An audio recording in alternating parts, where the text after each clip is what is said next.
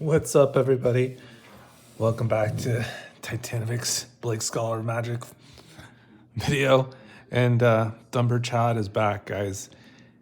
He survived a trip to the LGS and a store change, and he just happened to be back there at the store, and he was safe, and he's back, guys. It feels good. Feels good to have him back. I gave him a little soapy bath, and Dumber Chad is back and clean, and we're gonna keep good care of this mat. So feels really good. But today we are with Myrel, Shield of Argive, and this is a 3 colorless, 1 plains, legendary creature, human soldier. During your turn, your opponent can't cast spells or activate abilities of artifacts, creatures, or enchantments. Whenever Myrel, Shield of Argive attacks, create X 1/1 colorless soldier artifact creature tokens, where X is the number of soldiers you control. So we are definitely doing the soldier tribal. What I like about tribal decks in particular, like for instance, I have an Anawan deck, which is rogues. It's Dimir rogues. And what I like about that is those decks always kind of stay intact, meaning they're very particular. They're built like for a tribal type of archetype. So these decks don't really change that much. Whereas like my decks that are built with like landfall, so to speak, or mutate, those decks are always changing. And it's like just kind of finding like what is the best fit. But these are just a little bit more straightforward. We're in mono white, so it's not such a big stretch of the imagination. And we pretty much are just like gonna put a bunch of soldiers together and smash the face.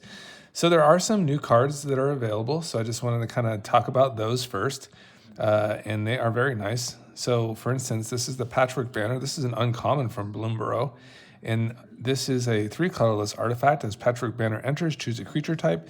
Creatures in control of the chosen type get 1/1, nice, a buff already, and then add 1 mana of any color. Fantastic. Nice little ramp, nice little buff. We love that. Very, very, tribal orientated. So we're going to pick Soldier, of course, for that. And this card is just out of this world. 3 Tree City. This one is a baby. This one is the real deal, guys. Especially in our deck, we put so many soldiers to the board, and then all of a sudden, this thing's like tapping for like 4 mana. We're like netting a mana on it each time. It just taps for colorless in general, and it's an all-star. So really, really good, deck, because we're going to be having some high rolls in this deck, definitely some higher casting costs. So 3 Tree City is the way to be, and that's a new card from Bloomborough too. What a fantastic set. Okay, and then pretty much I'm just going to go through like the 1-drops and beyond, and then what will happen is that you'll see kind of the newer cards in the front, and then kind of it'll shift to the older cards as we go. But Warden is from Ixalan, and it's just really, really not Lost Caverns of Ixalan, the newer set. And this one's just a really nice one where you can just go ahead and tap your creatures or your other permanents down other than your lands. And then if you tap three at a time, you go ahead and put a 1/1 counter on this, and then you scry 1. And then if it has 3 or more counters on it, it has Flying and Vigilance. It's fantastic. So yeah, it really helps you kind of look into your deck and kind of get that nice scry off. Ocelot Pride is from Modern Horizons 3. This is not a soldier, but we will be creating lots of tokens in this deck, especially with Myrel. So it's just an easy fit in. It's just a strong 1-drop, of course. Having First Strike and Lifelink is just so amazing. So just creating those 1/1 tokens on end step if we gain life that turn is just really good for us. Guide of the Souls, that's kind of like that 1/2 punch for that card. So here's Guide of Souls, and that is the complement to the Ocelot Pride, and it will help gain some life for each creature that enters the battlefield. And we have lots of creatures that enter the battlefield with this deck. Additionally, we accrue energy, and then when we attack, we can move 3 of those energies out of our energy bank, and then put 2 1/1 counters and a flying counter on target attacking creature. It becomes an angel in addition to its other types. All right, here's the Thraben Inspector. So just a nice little gassy 1-drop here, a 1/2. It's a soldier, fits the perfect Perfect 1-drop for us, and when it enters, it'll investigate. So we usually will just go ahead and use that as for some card advantage, so we love that. This won't be Recruitment Officer. I'm still acquiring that card. I'm only missing 2 cards from the deck, so it shouldn't be too hard to get that one. But Recruitment Officer, I believe, is a 2/1 for 1, and you can actually pay 4 into it as a mana sink, and you get to look at a few of the top cards of your library, and if you have, like, I believe, a human or a soldier in there, I think it's a soldier, you put it into your hand, so it's nice. Here's Kithian. This is the Hero of a Crow. So this one is nice. If we attach with 2 or other creatures with this particular creature, we return to the battlefield transformed under the owner's control. Nice little 1-drop there. And then we'll go ahead and we can flip it over into this Gideon fellow, and has a +2 up to 1 target creature and opponent control attacks Gideon Battleforge during its controller's next turn if able, and then until your next turn, target creature gains indestructible. Untap that creature. For the 0, until end of turn, Gideon Battleforge becomes a 4/4 human soldier creature with indestructible that's still a planeswalker. Prevent all damage that would be dealt to him this turn. So that's kind of nice. You can turn him into a nice soldier there. You can have one of your creatures gain indestructible. Yeah, that's pretty nice. Additionally, up to 1 target creature and opponent controls attacks Gideon Battleforge and his controller's next attack turn if able. That's kind of cool too. So it kind of puts him into a forced attack. Very cool card. All right, of course we have the Esper Sentinel. What a rock star! Just drawing a ton of cards. Wow, even in a 1-versus-1 format, this card is brutal. So imagine having it in like Commander, and it's just like accruing so many cards, right? What an amazing card that is. Now we're getting to the 2-drops, and this is when it gets kind of interesting. This was kind of what really, like, there's a couple of these bannerets. There's I think it's called a Frog Tosser banneret in black, and then they have the Valley Rush banneret. These are amazing because they act kind of like a pearl medallion for your soldiers, and they actually reduce. So this one's amazing because it's just going to go ahead and reduce those Kithkin and soldier spells by 1 cardless. So all of a sudden your soldiers become, less of a cost. All of a sudden Myrel just costs 3 mana with a Valley Rush banneret. And additionally, it counts as a soldier. So it kind of operates in like doing everything that we want it to do, right? So there's that. Felia is amazing. Such an aggro card. These cards are so like aggro value based, and it's just kind of suffocating to the opponent because we're going to have some nice enter the battlefield triggers, and Felia also acts as a legendary, which is good for Mox Amber. So you can have some nice sequences with Felia with those kind of utility artifacts. Maybe you inch out a little bit more of your mana, or you could even maybe blink for instance. I think it's Half Moon Smitty. Is that what the name is? Or Full Moon Smitty? One of those Smitties. Yeah, that's like the best hit in an early sequence that you can do is like basically blink that card. You're just really in the money when you do that. Here's Dustling Duelist. So we're going to try to inch out some card advantage, of course, a newer card. And when we put 1/1 counters on this particular creature, once a turn, you get to draw. Nice. Valiant Veteran has that just amazing, just Soldier Lord, just giving all our soldiers 1/1. It's a nice 2/2, and it's just for 2 mana. Fantastic. Coppercoat Vanguard, just amazing card, also giving all our soldiers 1/0 and Ward 1, just like stupid strong, aggro cards, Thalia for that little tax, because we're going to have to, kind of slow the opponents down a little bit as we, kind of needle them. Resolute Reinforcements, this is just a nice body. You get a 1/1 and then another additional 1/1. You can re-blink this card with a card like Felia. It's just a nice interaction overall. Cathar Commando, this is some nice interaction with our opponents, can destroy target artifact or enchantment. Perfect, 3/1. Nice little flash creature there, I would love it. Bounty Agent, I really like this one. This one is a scary card for our opponent because all of a sudden you are just being able to take out one of their legendary permanents, So really brutal. I mean, you can just attack with it maybe for a turn, kind of just be ready. You can politic with it. It's a really nice one. Here's Relic Seeker. This one is really interesting because it could fetch up our Shadow Spear, our Skull Clamp, which is a nice hit for it, of course. Additionally, what is the? Or it could fetch up a Lightning Greaves. Wow. I mean, that sounds so good for us. So we love the Relic Seeker here for that.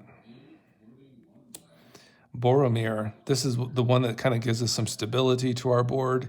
It will counter any 0-drop or any spells that were cast without paying a casting cost, which is amazing. And then you can always sacrifice this if you need it to preserve your board from like a Wrath effect. So we love that. Boromir, very good. Siege Veterans, kind of similar to that, where it's going to put counters on things. And our non-tokens, if they die, they're going to come back as 1/1 colorless soldier artifact creature tokens. So that's nice too.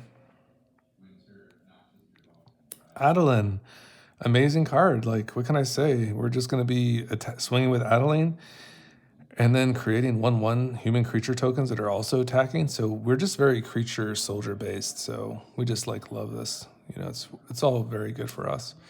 Ranger Captain of Eos, another fantastic card. Very good for Enter the Battlefield. We're definitely focused on Enter the Battlefield characteristics of cards. And this one fits that very well, where it's going to go ahead and fetch us a 1-drop. And then we can also sacrifice this on basically an opponent's upkeep, and they will not be able to play non-creature spells for that turn. So that's nice. Recruit of the Guard, this is another creature that just goes ahead and fetches a creature with toughness 2 or less. So it can fetch up a wide variety of creatures. But yeah, we love that effect. It's very multifaceted, and we can find different creatures depending on what we need at the time. Here's Thalia, Heretic Cathar. It's kind of a stacks piece there where you're going to go ahead and all your opponent's creatures and non-basic lands your opponent control enter the battlefield tapped. It's pretty brutal. Preeminent Captain. That's this is newer to me, of course, but it's an older card. But it sounds amazing, right? Where you're just attacking with this thing, and all of a sudden you're putting any soldier creature card from your hand on the play tapped and attacking. Fantastic. What a bomb. Mentor of the Meek. This is the one where we have a creature with 2 power or less entering the battlefield. We may pay 1, we draw a card. We'll see if our buffing of our creatures kind of interferes with this a little bit. So we'll see how the Mentor goes, but otherwise, on paper, it seems like I'm going to be able to draw at least some cards with this. Here's the Field Marshal. Other soldiers get 1/1 and have first strike. Nice. Brimaz, King of Oreskos. This is another one that's a cat soldier, and it's kind of an Adeline kind of effect where when it attacks, you put a 1/1 white cat soldier creature token with vigilance on the battlefield attacking. So just one that's going somewhere to a particular opponent. Also, when it blocks, you also create a 1/1 cat soldier creature token with vigilance on the battlefield blocking that creature. So very interesting, huh, guys? Here's Bastion Protector. This is kind of just that nice net for our Myrel, and then we'll have Myrel on the battlefield, and she'll have 2/2 and indestructible. It's very nice for us.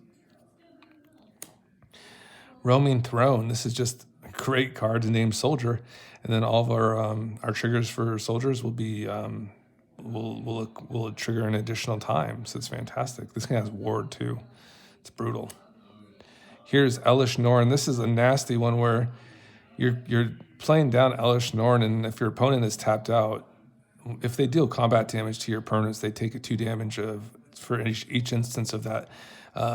Creatures that I control are dealt combat damage, so it can really add up with damage and really kind of wither them away.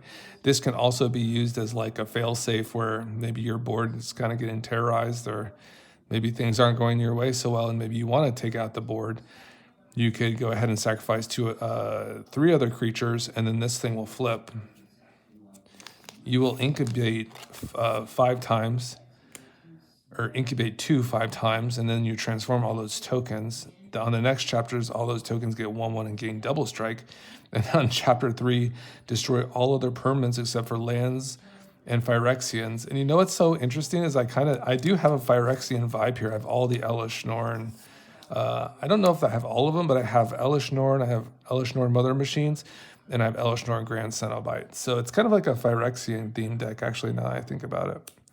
And then we have all these kind of Embercleave type effects, like Beregrin of the Guard, where We have humans entering the battlefield, and then all of our creatures get 1/1. And this one gains vigilance, so that one's kind of nice.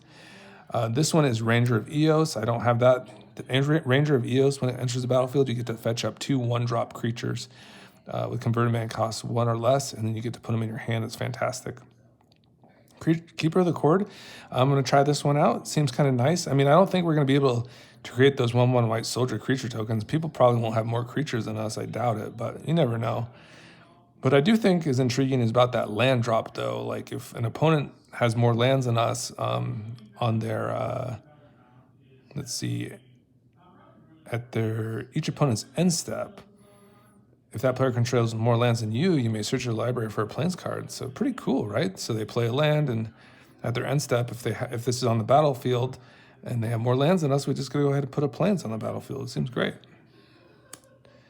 Here's Gold Knight Commander. This is the card, guys. This is like, I was like, what is this? Like, this is crazy with Myrel. Like, I'm gonna swing and like create like 4 1/1 artifact creature tokens, and this thing doesn't discriminate between tokens or non-tokens. So whenever another creature enters battlefield under control, creatures I control get 1/1 till end of turn. It's like stupid strong. It's like incredibly strong, actually. Fireman Commando. This offers us some opportunities to draw more cards, and also have opponents like be incentivized to not swing on us. So that one's a nice one where whenever you attack with 2 or more creatures, draw. And this also has flying. That's nice. Whenever another player attacks with 2 or more creatures, they draw a card if none of those creatures attacked you. Nice. We love Knight Errant of Eos because it's just like an incredible amount of gasoline. It's just, we're going to have all sorts of creatures on the battlefield, and then we can just convoke this out, and then we can go deep into our deck and find more creatures. So we love it. Here's Elish Norn, Mother of Machines, just once again doubling up all those enter the battlefield triggers or permanents. We'll just read it because it does like have like implications for just for triggering abilities in general. So if a permanent entering the battlefield causes a triggered ability of a permanent you control to trigger, that ability triggers in an additional time. So it's just also doubling up those the triggers that are already pre-existing, like for the creatures that we already have on the battlefield as well. So really, really interesting stuff. So we'll have to see how that one goes. But I mean, typically how this one will go is that, you know, for instance, we have like our Knight or Ranger Captain of Eos, for instance, and we play Ranger Captain. We'll trigger twice, so we get to find 2 1-drops instead of just 1. So really, really sweet card there. And also it blocks all our other opponents entering the battlefield triggers as well, which is really, really strong. Really good card. Here's a Catapult Master. Tap 5 untapped soldiers you control. Remove target creature from the game. I'm really excited to try Catapult Master. It seems really good. You just exile the creature. You just have to tap 5 of your creatures to do so. It seems like a really stupid good card. So I like that idea. Sanctuary Warden. This one is just one of our higher rolls, and it is a 6-mana creature. So it is nice because it does offer a decent amount of value. We can get cards off it. It's a big flyer. And, you know, we can kind of keep accruing that value. It also has those shield counters on it, which is nice. Keeps it kind of evasive. Elish Norn, also just a fantastic one where all of a sudden our creatures are going to get strong and our opponent's creatures are going to get weaker. It's just a great kind of pseudo board wipe, pseudo buff for us. Here's a Moonshaker Cavalry, just another super big high roll for us. The highest casting cost card of our deck. So pretty massive card. And yeah, we just have this thing come out, and we're going to give +X to the creatures on our battlefield, where X is the number of creatures we control. So just a fantastic card. Sweet. So there's the Moonshaker Cavalry. Okay, so now we're getting to our enchantments. Legion Landing offers us a little bit of a way to ramp up a little bit. So, you know, we create a 1/1 when this comes out, and then if we attack with 3 or more creatures with this on the battlefield, this thing flips into a sweet land. There it is, Adanto, the first fort. Beautiful. So we can also create more vampire tokens with that that land as well if we'd like. We also have Cathar's Crusade. The card seems really good. I can't believe the power on this deck. It just seems like a lot of power, you know, a lot. So these Cathar's Crusade and that basically the Baragon and the Goldmane Commander, all of those with like Cathar's Crusade and Myrel, which just spews out these tons of tokens at a time, and then all of a sudden you're just like putting 1/1 counters on all your creatures equal to those amounts of creatures, and it's just like a lot of power, and it should be, you know, that's how we're going to kill our opponents. So I mean, 40 life is nothing to scoff at, so we have to do the damage somehow. Mox Amber for that nice little mana ramp there. Soul Ring, of course. Arcane Signet, yes. Pearl Medallion, just to love this. Just love the medallions, they're so beautiful. Archaeomancer's Map, this will also give us a way to, you know, kind of hang with our opponents in their land production if they, like, for instance, are playing landfall and they're kind of getting ahead on lands. Archaeomancer's Map can help us kind of get there, right? And blinking this doesn't seem so bad either with like a card like Felia. Here's Skull Clamp. And of course, this is like our card engine, right? We want to search this out. We have our one of our soldiers that does that. So that's a nice little effect. Equip this to one of our little soldier dudes. And then all of a sudden we're drawing a bunch of cards. So we like Skull Clamp for sure. Greaves.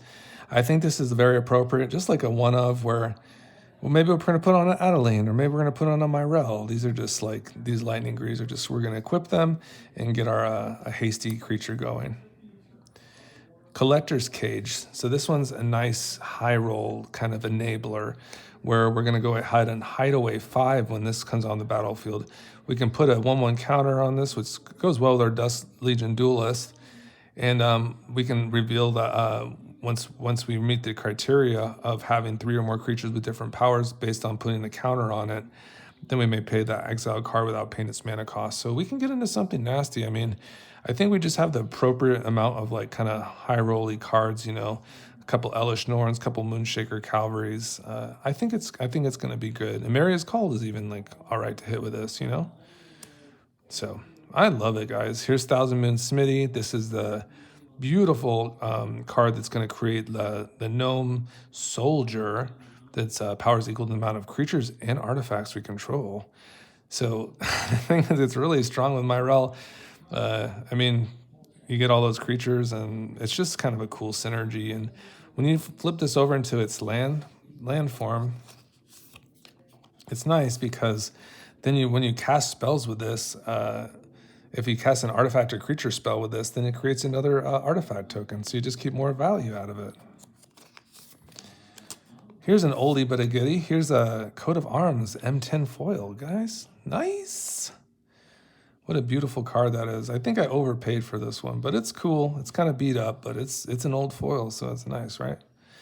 Here's a Chroma's Will. This is a, these are just, because I usually play Brawl, these are cards that I won't be too familiar with until I play them at the LGS. So I just kind of put these decks, I kind of research them, and then I'm, you know, kind of put them together. So this is a deck that's mostly tested on Brawl, but I have these newer cards that are not. So a Chroma's Will could be fitting that really good kind of like card that I don't have access to on Brawl, where, you know, I'm going to have like this instant where I can go ahead and give all my creatures Flying, Vigilance, and Double Strike. That's crazy. And then also they can also have Lifelink, Indestructible, and basically unblockable, right? Protection from all colors until end of turn. What amazing stuff. Here's some interaction too with swords, so we love that. And then we have a nice battle here, the Invasion of Gobakon. This card is absolutely whacked. I feel like just playing against this is so difficult, and I feel it's just kind of like a Djinn card, and it's only 2 mana, and you get to get into somebody's hand and kind of delay the costing cast of that spell, which is interesting. The amazing part is the flip. So when you flip this thing over, deal 3 damage to it, will flip into this thing called the Light Shield Array. And when you attack with creatures at the end step, you get to put a 1/1 counter on each of them. It's kind of stupid strong. And then it just sits in the back waiting to be sacrificed to like give hexproof and indestructible to your creatures till end of turn. It's really, really good. So I would encourage you all to pick up your Invasions if you haven't already. It's a really good card. Here's Bossery. This card is just actually really good -2 here because we're going to be swinging with a lot of non-token creatures, and we want to put more creatures on the battlefield, so you will create that many 1/1 white soldier creature tokens that are tapped and attacking. So it's just a kind of a nice little flash surprise. A little more interaction here with the Witched Enchanter. We'll take out an artifact or enchantment, and then we're kind of getting into our lands here. So these are all like nice little lands, like a Maria's Call, which is a spell, or you can flip it over to play as a land. Bonder's Enclave, you can draw with this for paying into 3 and drawing a card, and then you activate this ability only if you control a creature with power 4 or greater. That's fine. Cavernous Souls. This will make any of our creatures uncounterable. We'll just name Soldier, and basically utilizing this as a land. It can add 1 mana of any color, so that's nice, can produce white. And if we use this cast a creature spell, it's uncounterable. Beautiful. Here's a Gondro for a little bit of like kind of ambushing, where we just kind of channel this over, or it can be played as a land. It's perfect. And Maria the Sky Ruin. So if we have like 7 or more planes in play, we can return a target creature card from your graveyard to the battlefield at the beginning of our upkeeps. It's really good. Wow. Faceless Haven. This is like our snow land here, because we'll play snow lands, so we can like enable this and turn it into a soldier if we need to. Minas Tirith to get a little bit extra land gas. So we just little card gas. So tap this, pay 1 in the plains, and we can draw. Wow. Here's Nykthos. So wow, just more wow stuff.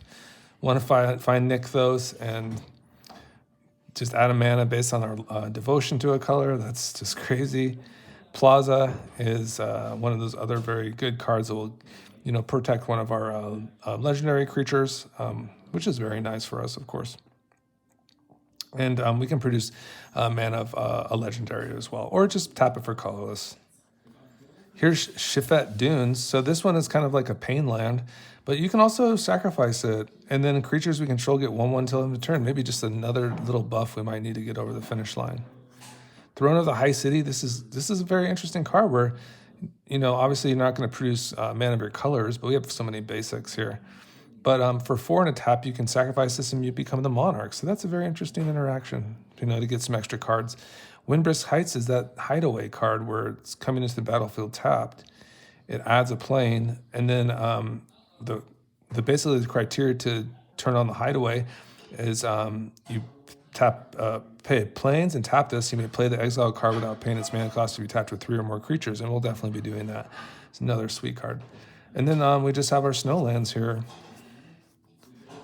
And that is the deck. I'm still acquiring all the matching snowlands, so that might take a minute, but that is the sweet deck, guys. So I'm really kind of excited about a lot of this, how the deck looked to be turning out, and definitely a deck that has a home in my collection, and I really won't have to change it too much because it just seems like kind of set there, and I won't have to like move it around too much. I don't know if there's too many Azorius, soldier decks, but I really like the Myrel deck. It kind of seems very appropriate and powerful, kind of synergizes well with all these cards and amassing creatures and, trying to derive that value and ramp as you can go, as you can do it, not really pushing so much for that, but just kind of having it there as kind of a side idea.